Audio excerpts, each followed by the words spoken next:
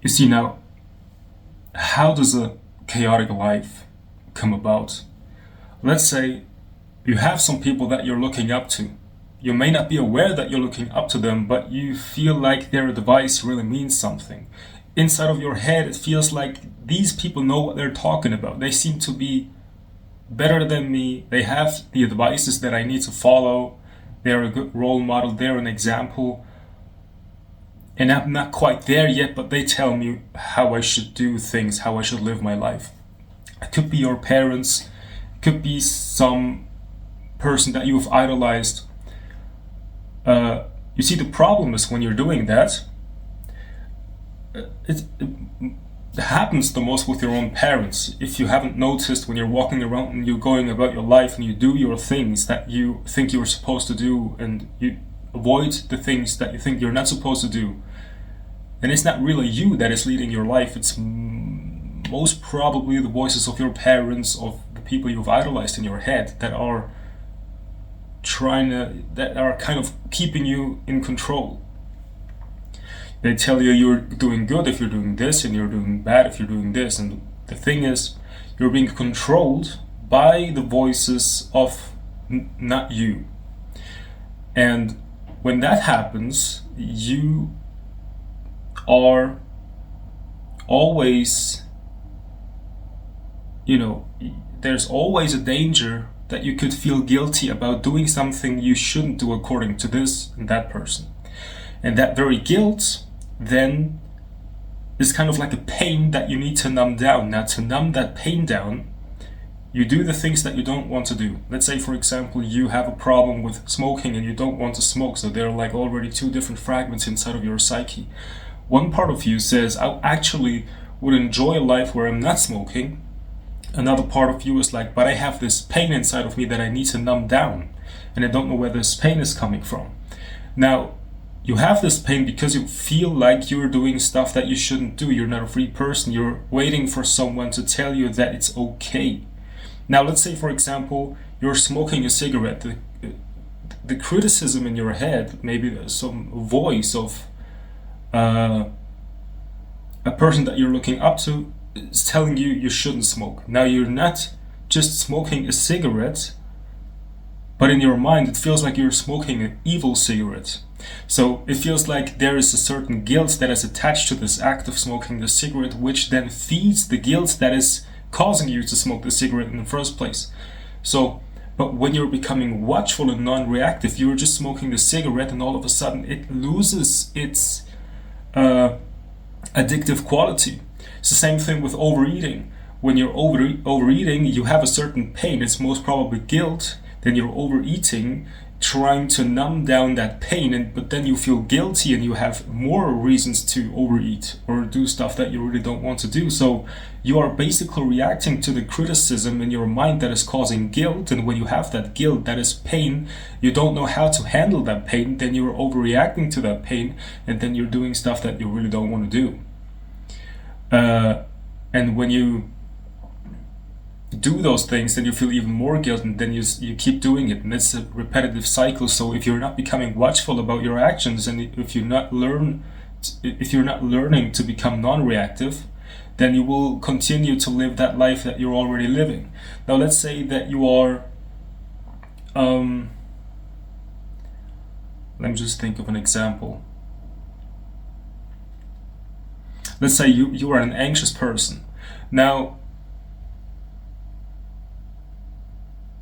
you have always been an anxious person, you know that's a fact, but the thing is, you've always tried to be a secure person, so you try to use your will to will about a certain security inside of you, even though the fact is that you're insecure. Now, there are like two different forces inside of you. The fact is that you're insecure, but you try to change that fact with pure power of will. So now you try to become secure and confident. And the thing is, when something happens and that insecurity is alive in your body, you don't know how to handle it. And instead of watching it, you're just trying to control it and act secure, even though the fact is that you're insecure. Now,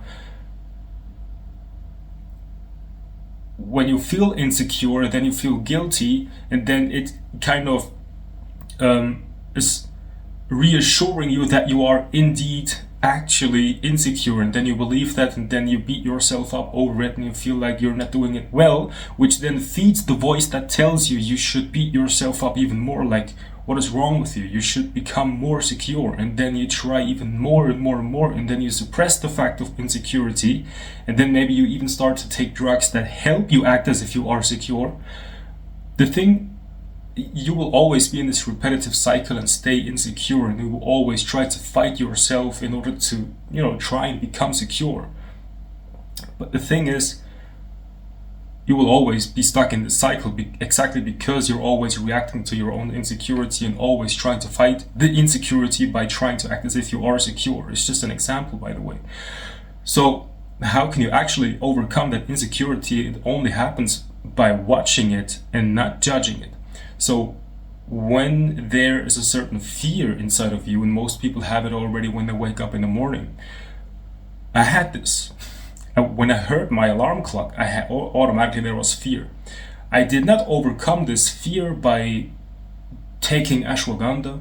I did not overcome this fear by talking to a coach. I overcame this fear when I woke up and I decided to just be aware of the fear. There is a reaction that is automatically happening. I did not decide to react with fear. There is already the reaction that is happening automatically. The only choice that I had is just watch it. So I was watching this fear, and by watching that fear, I was taking away the very thing that is feeding the fear, which is my reaction to it. So it's like the reaction happens automatically, but it's my decision if I want to react to the reaction. So there was fear. Instead of freaking out, I stay there. And I watch as my heart is beating. I watch as my body is becoming nervous. And all of a sudden, it was like, okay. And the fear subsided and became less and less and less and less. It's the same thing with overeating. You feel guilty for overeating, you beat yourself up because you don't have the weight that you would like to have.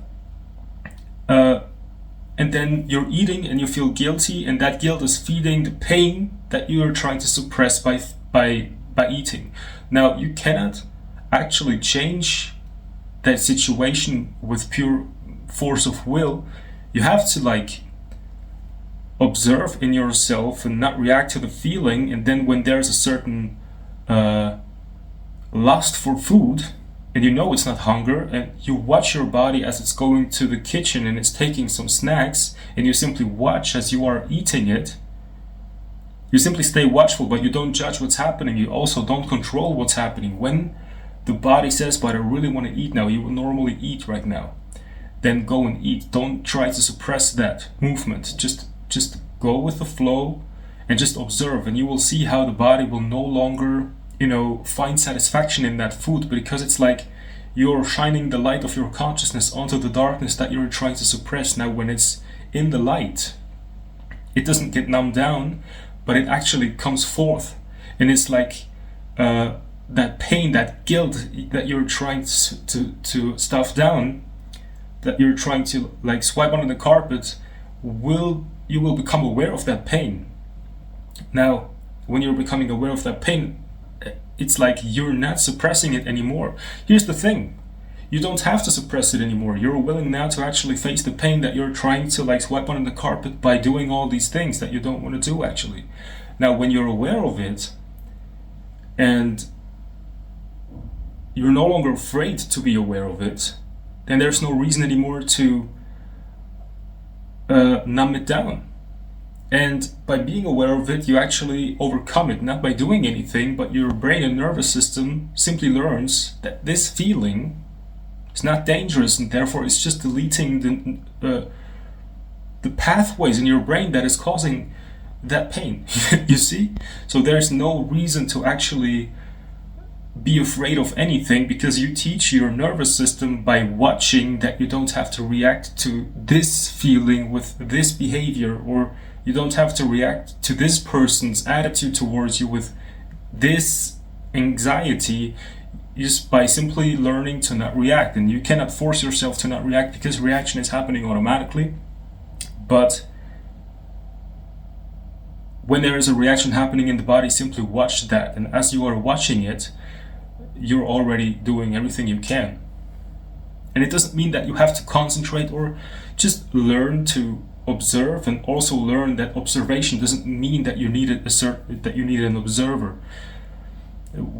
When I started meditating, I thought that there is an observer and there is an act of will that is called observing, and I need to observe and I need to stay as the observer and don't lose the observer. There is no thing as an observer that you need to keep or hold on to. You simply let go of all the efforts. You sit down or lay down and you simply let go of all the effort. You'll allow your thoughts and feelings to trample on you as if you are a carpet, and then you simply allow that, which means you endure the pain of having thoughts, you endure the pain of having feelings, and you're simply there like a carpet that is allowing the thoughts and feelings to trample on it. By doing that, you'll realize that there is observation without the effort of being the observer. There's already, you're aware of everything, but you're not doing anything to be aware. It's just awareness is here.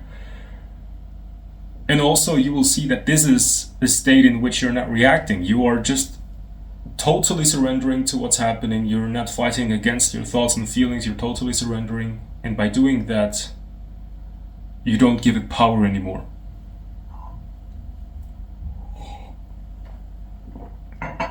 All right.